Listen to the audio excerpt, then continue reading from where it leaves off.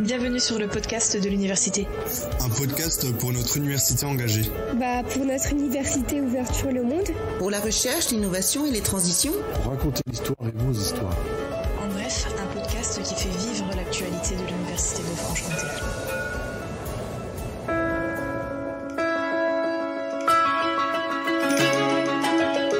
« 600 ans d'histoire à raconter », chapitre 3, l'université durant l'époque contemporaine. Dans l'épisode précédent, Marie Barral-Baran-Dossi nous contait l'histoire de l'université à travers l'époque moderne. Aujourd'hui, direction l'ère contemporaine pour vous présenter l'université au temps de la Révolution et des guerres mondiales. Pour ce chapitre, nous avons le plaisir d'accueillir Pierre Verschuren, maître de conférences en histoire contemporaine à l'université de Franche-Comté et spécialisé sur les questions des savoirs et de l'enseignement. Merci à vous d'avoir accepté de participer à cet épisode du podcast de l'université dédié à ces 600 ans d'histoire. En tant que membre du Centre Lucien Febvre et acteur du 600e anniversaire, vous allez nous raconter la trajectoire particulière de l'université de la Révolution à nos jours. Pour commencer, pouvez-vous nous expliquer comment se déroule le retour de l'université sous Napoléon après la période révolutionnaire ? Alors, la Révolution supprime les universités sous la Convention en l'an 3, comme elle supprime toutes les corporations. Et ce que fait Napoléon Ier avec deux décrets en 1806 et en 1808, c'est recréer un système d'enseignement mais pour tout le territoire français. Et en fait, il n'y a qu'une seule université, c'est l'Université de France. Donc il n'y a pas d'université locale telle qu'on l'entendrait aujourd'hui. Dans cette Université de France, il y a des ordres de facultés, la médecine, le droit, la théologie, les lettres et les sciences. Et on crée ces facultés dans des villes. Et il s'avère qu'elles sont souvent dans les mêmes villes. Mais pas toujours. Ce qu'on crée à Besançon, c'est une faculté des lettres, une faculté des sciences. On a le projet de créer une faculté de théologie, mais le clergé se dispute et n'arrive pas à nommer les enseignants, donc elle ne sera jamais créée. On a essayé d'avoir une faculté de droit, mais Dijon l'a eu d'abord. Besançon apparaît comme une ville peu fiable politiquement à Napoléon Ier, donc il préfère accorder l'école de droit à Dijon. Et une faculté de médecine, il y en a très peu à ce moment-là, il y en a 3 sur tout le territoire. Il y a Paris, Strasbourg et Montpellier, mais persistent à l'hôpital Saint-Jacques des cours de médecine de manière non organisée légalement. Donc si vous voulez, vous avez un enseignement supérieur qui se recrée, pas une université au sens où il y aura une institution qu'on appellerait l'université. Et cet enseignement supérieur qui se recrée, il est surtout localement recréé par quelqu'un qui s'appelle Jean-Jacques Ordinaire, qui est un quarantenaire d'une vieille famille comtoise. Son père était enseignant de droit à l'ancienne faculté de l'Ancien Régime. Il a été avocat lui-même, puis après il est passé dans l'enseignement, et il est en même temps le recteur, le doyen de la faculté de lettres et le professeur de philosophie, sachant que son frère est doyen de la faculté des sciences. Donc à eux deux, c'est eux qui recréent le système. Quel changement peut-on observer par rapport à la période d'Ancien Régime ? Alors ça irait plus vite de dire ce qui reste par rapport à l'Ancien Régime, parce que c'est pas les mêmes locaux. Jusque-là, l'Ancien Régime, c'était la faculté d'Ancien Régime, l'université d'Ancien Régime était installée au Carme, et les nouvelles facultés sont installées à l'abbaye Saint-Vincent à Besançon, là où est encore d'ailleurs la faculté de lettres. C'est pas les mêmes enseignants du tout. Alors il y a évidemment 20 ans de trou, hein, donc bon.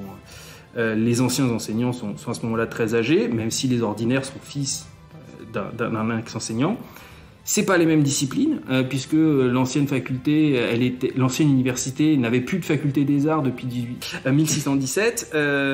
Donc la faculté des arts, c'était ce qu'aujourd'hui on appellerait la faculté des sciences et la faculté des lettres. Donc ce qu'on recrée d'abord, c'est finalement l'ancienne faculté des arts, mais coupée en deux. Donc les disciplines qui réapparaissent, qui avaient disparu depuis 2 siècles, et on les réorganise dans 2 facultés séparées.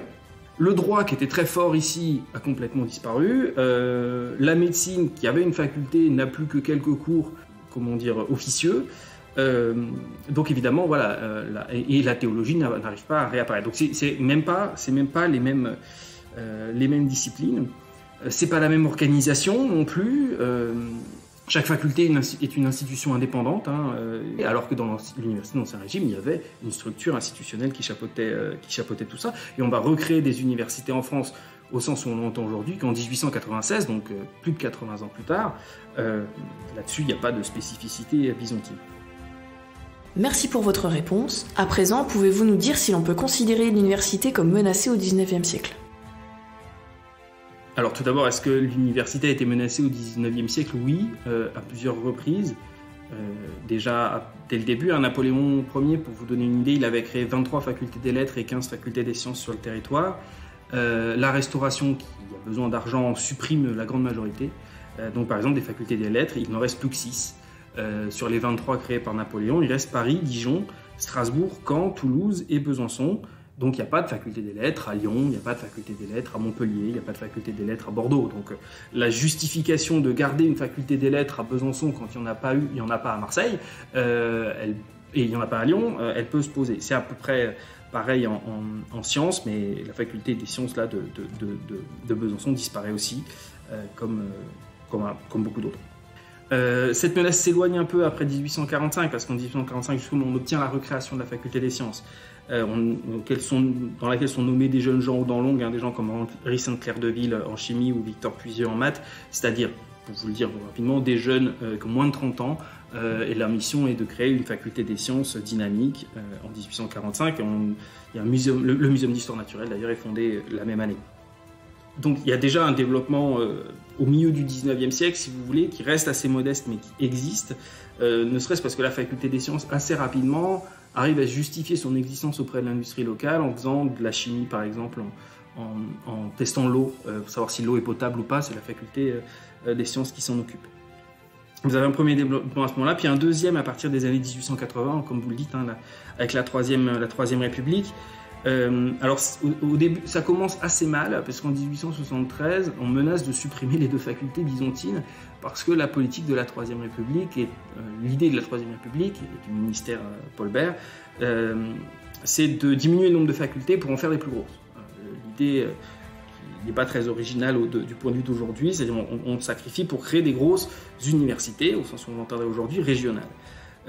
Alors comme il arrive souvent, les élus locaux se rebellent, le ministère abandonne l'idée de supprimer, comme d'habitude, tout le monde est d'accord sur le papier pour qu'il y ait des facultés qui disparaissent, et puis quand on dit mais qui c'est qui va disparaître, personne ne veut disparaître. Donc l'idée disparaît, et Besançon se redéveloppe. La première marque de ce redéveloppement, c'est la création de l'Observatoire d'astronomie en 1878, qui est aussi la première implantation universitaire à la Blois.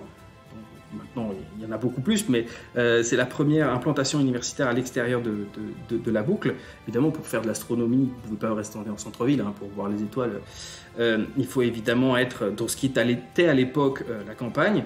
C'est aussi un observatoire très intéressant, parce que c'est aussi un observatoire chronométrique.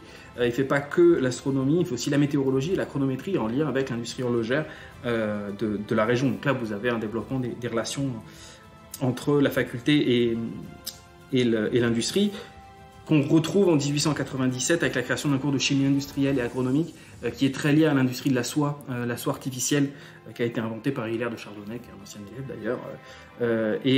Donc là, vous avez encore une interaction entre industrie et faculté.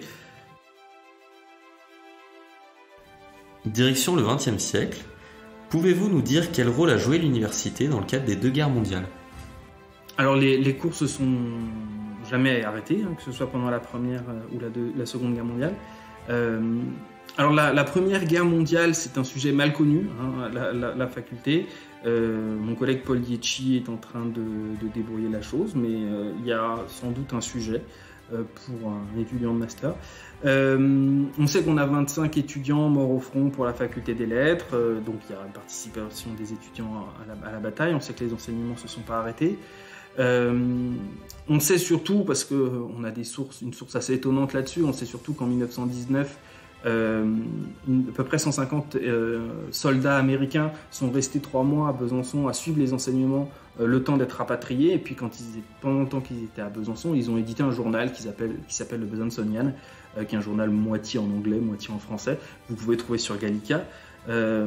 Ça s'ancre dans une tradition byzantine depuis 1901 de cours d'été à destination des étrangers, qui là se développe particulièrement avec des soldats, mais qui est un espèce d'ancêtre de la défense passive. La Seconde Guerre mondiale, en revanche, c'est mieux connu avec les travaux de François Marcot et plus récemment de Maud Besançon, Alors, dès le début du conflit de la Seconde Guerre mondiale, dès 1939, la faculté des sciences participe à la défense passive, participe à l'utilisation de la science pour faire la guerre. Beaucoup d'enseignants se réfugient en zone sud, voire en zone occupée simple, parce que vous savez qu'ici on était en zone interdite, et ils ne reviennent que début 1942. Le principal problème pendant la Seconde Guerre mondiale, c'est les réquisitions. Toute la cité universitaire a été réquisitionnée par les Allemands qui ont installé l'état-major d'une division. Ce qui fait qu'il y a plus d'une centaine d'étudiants qui se retrouvent sans logement, ce qui force Edmond Preclin à créer un centre d'accueil pour les étudiants sans logement, sauf qu'il y a un centre d'accueil, mais il n'y a pas de nourriture, parce que la cité nourrissait ses habitants. Donc les étudiants, pendant la guerre, ont avant tout un problème de nourriture. Il n'y a pas l'équivalent du Crous, où justement l'équivalent du Crous est occupé. Donc ça a des conséquences très directes, pour vous donner une idée. Le taux de réussite aux examens, il était de 67% avant la guerre, il est de 36% en 1942. Alors on peut se dire que c'est pas qu'ils sont plus mauvais, c'est que quand on a le ventre creux, on a la tête vide, on réfléchit mal. Alors on a aussi un certain nombre qui étaient engagés dans la résistance, on révise pas beaucoup quand on est engagé dans la résistance, mais la principale explication est sans doute du côté des conditions de vie. Les persécutions antisémites, elles ont un effet limité. Il y avait manifestement une étudiante juive dans l'université, mais on en perd la trace très rapidement. C'est même pas très sûr qu'elle ait été là physiquement. Et vous avez une seule personne qui est révoquée, Madame Speyer, qui était bibliothécaire, qui est donc révoquée en tant que juive, qui arrive à s'échapper, qui se réfugie à Lyon et qui survit à la guerre, qui reviendra après la guerre. De quel rayonnement l'université dispose-t-elle à ce moment-là ? Oui, en 1945, l'université est encore, dans son immense majorité, localisée à Meichevant, à ce qu'on appellerait aujourd'hui Meichevant. Finalement, ce qui se passe, surtout, c'est la massification de l'enseignement supérieur qui commence dans les années 50. Alors ça va nous paraître, à nous, assez ridicule, puisqu'on arrive à 3000 étudiants au début des années 60, mais on passe de 600 étudiants en 1939 à 3000 étudiants en 1960. Donc ça, il faut l'encaisser. Et c'est là où vous avez des premières nouvelle vague de grosses modifications, parce que la 4ème République, elle a beaucoup de défauts. Les programmes scolaires adorent taper sur la 4ème République, mais quand il s'agissait de financer l'enseignement, ça, elle savait faire. Donc elle inscrit la construction de locaux universitaires dans le 3e plan. Et en 1958, l'État va acheter 2 hôtels particuliers rue Chifflet, dont l'hôtel de Courbouzon, et il va y affecter l'université. C'est là où vous avez le grand salon, c'est là où vous avez un certain nombre encore aujourd'hui d'enseignements. En 1956, on a acheté aussi beaucoup plus de terrain à la Boulois. Alors évidemment, pour construire la Boulois, ça a pris plus de temps. Donc les terrains sont achetés en 1956. Le pôle scientifique de la Boulois est inauguré en 1964, et en 1967, on construit l'IUT. Donc là, vous voyez ces plans-là de reconstruction qui ouvrent sur une phase, disons 1955-1966, de reconstruction extrêmement intense et extrêmement rapide. Là, l'université est en chantier pendant 10 ans de manière constante. C'est une logique qui est relancée, ça, à partir de 1989 et du plan Université 2000. C'est ce qui va faire le bâtiment Courbet de l'UFR-SJEPG, le Parisiana à Meichevant, la présidence dans l'ancien hôtel Goudimel en 1994, mais c'est aussi ça qui va permettre la construction de l'UFR STAPS et de sortir de Besançon en construisant l'unité de Belfort-Montbéliard, par exemple, en 1992. Pour finir, quelle influence la crise de mai 68 a-t-elle eu sur l'université ? Alors, mai 68 a été très vif ici. Vous avez une situation qui est tendue en Franche-Comté dès 67. Vous avez une grève très dure à l'usine de nylon et Tergal des Prés de Vaux en 67.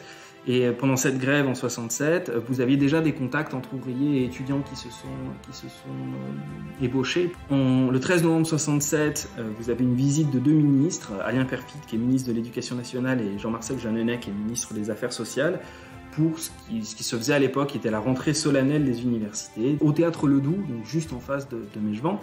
Les étudiants ont des revendications à ce moment-là, en particulier en termes de logement. Ils manifestent pendant la visite des ministres devant le théâtre. Évidemment, la police est là, évidemment, la police les matraque. C'est ce que le Canard enchaîné a appelé la raclée solennelle, qui est un jeu de mots avec la rentrée solennelle. La raclée solennelle est interrompue par le doyen lui-même, le doyen Pierre Lévesque, antiquisant, qui force les policiers à arrêter de taper sur les étudiants. Quelques jours plus tard, c'est le même doyen qui organise une manifestation des enseignants en soutien aux étudiants, les 75 enseignants, une pétition qui arrive jusqu'au Canard enchaîné contre les violences policières. Vous voyez, l'ambiance est suffisamment tendue pour que même le doyen manifeste. C'est là-dessus aussi qu'il fallait l'avoir en tête. Les orateurs se multiplient à Donzelot. Alors aujourd'hui, Donzelot surnommé Donze Libre, mais à l'époque, le surnom de Donzelot, c'était la bouilloire, parce que vous avez la bouilloire et la bouilloire, et que ça bouillonnait en permanence. Le 13 mai, la jonction est faite avec les salariés. Vous avez des manifestations communes, ça fait de 6 000 à 10 000 étudiants. La fac est complètement occupée à partir de ce moment-là. Et c'est une des facultés les plus radicales en termes de vote à l'échelle nationale, puisque les étudiants votent le boycott des examens.